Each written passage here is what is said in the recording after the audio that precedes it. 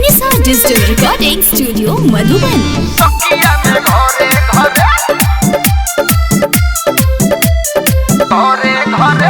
Music by Shatrughan Kumar.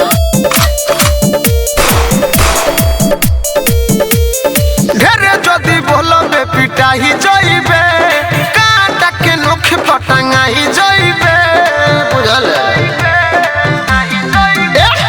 ढेरे जदि बोलबे पिटाही जइबे, राइफल के नोख पटंगाही जइबे। अरे हरे राम हरे राम हरे हरे, रंगदार होला चकिया में घरे घरे, गोली चली जलाई है घरे घरे, रंगदार होले मधुबन में घरे घरे। रंगदार होला चकिया में घरे घरे।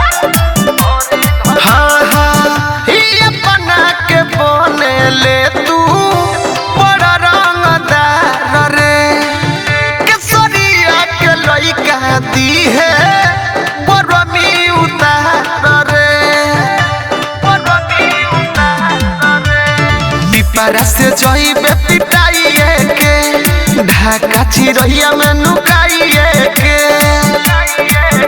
अरे हरे राम हरे राम हरे हरे, रंगदार होला मधुबन में घरे घरे।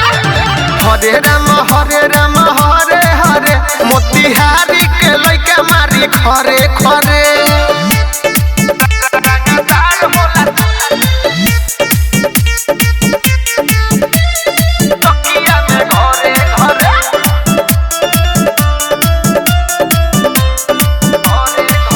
कोटवा कोलिया नपुर से जइबे न बचके, और राजसु बौली वाला मारी हुम चके। सुना जिला मोतिहारी सब पे भारी पड़ेला, रोहित दीपक सागर रंगदारी करेला। अरे हरे राम हरे राम हरे हरे, रंगदार होला छपावा में घरे घरे।